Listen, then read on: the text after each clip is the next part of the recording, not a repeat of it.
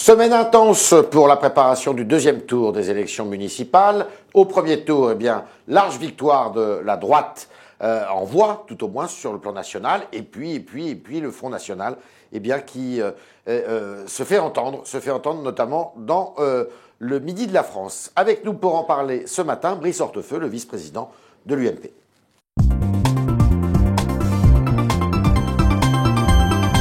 Monsieur Hortefeux, bonjour. Bonjour.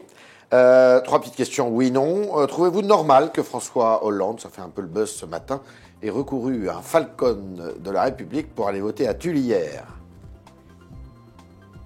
Oui. Oui. Hollande doit-il changer à la lumière de ce premier tour et de gouvernement et de Premier ministre? À terme, oui. À terme, oui. La tribune de Nicolas Sarkozy, qui a été publiée dans le Figaro vendredi, a-t-elle donné un coup de pouce aux listes UMP d'après vous? Clairement, oui. Clairement, oui. Alors, je vous invite à écouter François Barouin, qui était ce matin chez nos confrères d'RTL. Le problème n'est pas pour nous. Nous, on a une ligne, elle est très simple. C'est un barrage étanche que je prône depuis toujours en tant que chiracien, gaulliste, social, avec une conviction très forte.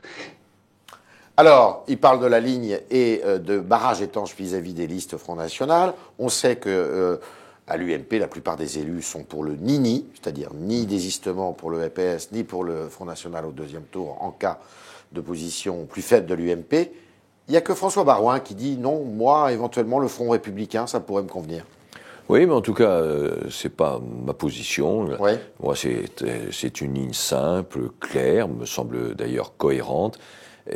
C'est que le fait que nous n'appelions pas à voter pour le Parti socialiste et pas non plus pour ceux qui sont les alliés objectifs du Parti socialiste. Moi, je n'oublie pas que si François Hollande est président de la République, c'est parce que les dirigeants du Front National ont appelé finalement à le faire élire. En tout cas, on se sont opposés à Nicolas Sarkozy. Ils sont donc responsables de la présence de François Hollande à l'Élysée, et donc ils sont responsables, co-responsables des échecs de la politique qui est menée aujourd'hui. C'est la position qui sera arrêtée au Bureau national cet après-midi à 15h? En tout cas, je le souhaite. Oui. Et d'ailleurs, cette position peut très bien se résumer. C'est dimanche prochain, voter Front National, c'est sauver le Parti socialiste. Sauver. Est-ce que ça ne peut pas poser quelques problèmes avec vos alliés de l'UDI? Hier, vous étiez sur un plateau de télévision à côté de Madame Yad, oui, qui a dit que elle était pour le Front républicain, à une exception, quand il y avait corruption de la part de l'élu. Oui, ça prouve que nous avons des positions complémentaires,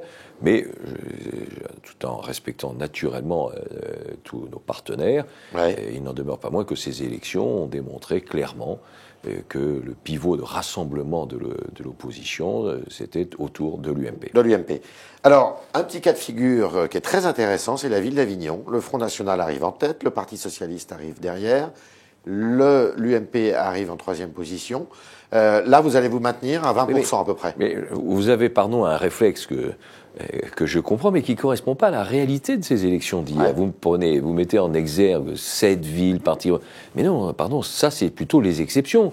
La règle partout ailleurs, ce que l'on constate partout ailleurs, c'est premier, le candidat de l'UMP, deuxième, le candidat socialiste, et éventuellement derrière le Front National. Alors, sur Avignon, c'est donc une situation qui est une situation exceptionnelle, mais c'est pas parce que c'est une situation exceptionnelle que la règle que nous avons édictée doit être enfreinte. Est-ce qu'on est passé, à la lumière de ce deuxième tour, du bipartisme au tripartisme, d'après vous ? Oui, c'est un marronnier de la vie politique. Ouais. On a déjà connu cela. Que retenir de ce scrutin?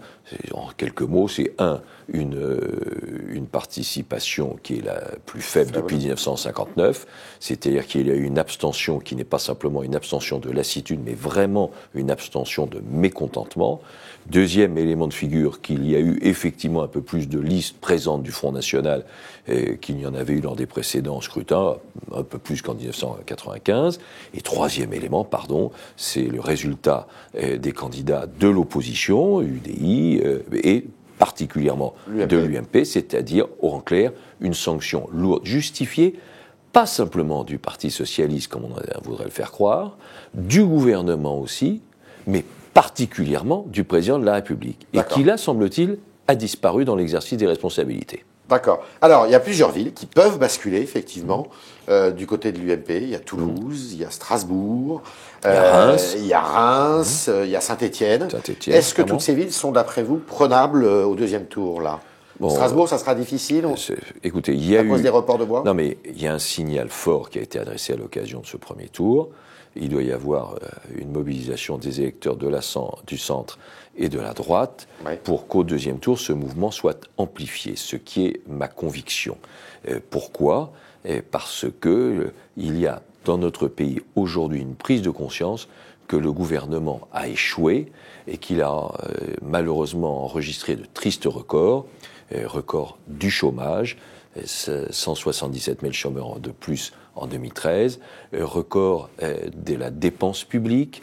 Nous sommes dans les pays les plus élevés, 6 points en tout cas de plus que la moyenne européenne, record des prélèvements obligatoires, niveau jamais atteint, record de baisse du pouvoir d'achat, pour jamais aussi élevé depuis 1984. Ces considérations nationales, record, d'après vous, bien ont sûr, beaucoup pesé, là. Record des défaillances d'entreprises, record des ponctions sur les retraités. Voilà la réalité, cela a naturellement pesé et c'est venu s'additionner aux choix locaux. Et si l'on résume d'ailleurs les choix locaux, on s'aperçoit que l'UMP a parfaitement su concilier expérience et renouvellement. Alors il y a une ville qui va revenir à droite aussi, logiquement, c'est Pau. Mais ça n'avait pas l'air de faire très, très plaisir à M. Henri Guénaud hier. C'est votre avis ? Je suis sans doute sur la même ligne que Henri Guénaud. Simplement, notre objectif, c'est de faire battre la gauche. Je me rends compte qu'il y a je perçois qu'il y a une liste d'union qui s'est mise en place.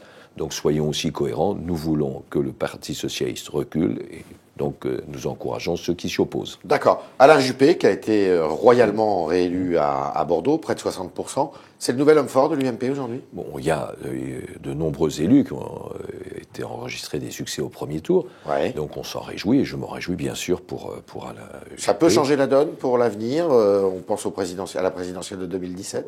Écoutez, soyez raisonnables. Restons en 2014. Alors, Nathalie Kosciusko-Morizet, qui fait un beau score à Paris, plus que ce que les pronostics disaient. Mais néanmoins, il y a 2 arrondissements qui sont très peuplés et qui fournissent beaucoup de conseillers de Paris, c'est le 12e et le 14e, qui paraissent très peu probables pour aller à la droite dimanche. Est-ce que c'est encore gagnable quand même, Paris ? Non, mais il y a une première remarque, vous l'avez à juste titre souligné, c'est que Nathalie Kosciusko-Morizet arrive en tête. Ce n'est pas ce qui était indiqué jusque-là. Oui. Et deuxièmement, il y a une bizarrerie électorale qui veut que, en fait, pour gagner Paris, il ne faut pas qu'on fasse 50% des voix plus une, ce qui est la base de la démocratie, mais qu'il faut sans doute faire 52 ou 52,5. Donc c'est une anomalie qu'il faudra certainement corriger. D'accord. Bien sûr. Jean-Claude Gaudin, c'est une surprise pour vous à Marseille ? C'est une très bonne surprise, même si je fais partie de ceux qui, connaissant bien Jean-Claude Gaudin, savent toute la mesure de son talent. Et le Front National en deuxième position, c'est surprenant ou pas ? Oui, c'est un signal. Une partie de l'électorat du Parti socialiste s'est reporté sur le Front National. A clairement déserté cette famille politique pour des raisons qu'on peut comprendre localement. Donc le vote Front National, c'est aussi beaucoup d'électeurs qui, à votre avis, sont venus de la gauche ? Oui, c'est clair. D'ailleurs, on l'avait déçus par on avait observé lors d'une élection législative partielle dans l'Oise, que l'UMP d'ailleurs avait remporté, qu'il y avait un report d'électeurs socialistes sur le candidat du Front National. C'est pour ça qu'il ne faut pas que le Parti socialiste pousse trop de cris d'orfraie.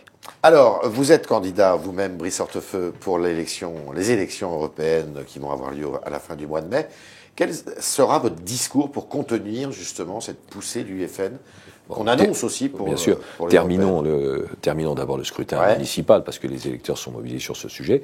Mais il y a plusieurs engagements simples, clairs, compréhensibles que les candidats de l'UMT, à mon sens, devraient prendre. Le premier engagement, c'est non à l'élargissement, non aux élargissements à venir. Et notamment, je pense à la Turquie, pour une raison qui est très simple, c'est encore une fois que la Turquie est géographiquement hors d'Europe et qu'on n'a pas les moyens, nous, de bousculer le mouvement des continents. Bon. Deuxième élément, des protections aux frontières européennes. C'est un des défis, deuxième engagement, c'est un des défis. Alors ça passe par des mesures qui sont des mesures techniques, précisément par exemple d'une police aux frontières européennes. Et troisième élément, une harmonisation des régimes fiscaux et sociaux. Je vous donne un exemple simple. L'impôt sur les sociétés en France est aux alentours de 38. Oui. Il est de 12,5 en Irlande. Donc à 2 heures d'avion d'ici. Des distorsions insupportables. Des distorsions insupportables. Et le coût horaire du travail est de l'ordre de 34,5 € chez nous, et il est de 30 € en Allemagne. Notre principal partenaire a donc une différence à son avantage. Et enfin, il faut que nous prenions l'engagement de demander à Bruxelles de rendre certaines compétences aux États. Je donne un exemple simple. Alors, ce n'est pas encore validé par ma famille politique, mais en tout cas, c'est ma conviction. C'est que, par exemple, les questions sociétales ne doivent pas relever de Bruxelles. C'est de la compétence de chaque État. De chaque État. C'était le talk orange Le Figaro de Brice Hortefeux qui nous a dit que lui, sa ligne, eh bien, c'était la ligne de l'UMP sur le deuxième tour à propos du Nini, et qui voit dans ce premier tour du scrutin une lourde sanction, très lourde sanction à la politique menée par le gouvernement, mais surtout par le président de la République. Merci Brice Hortefeux. Merci.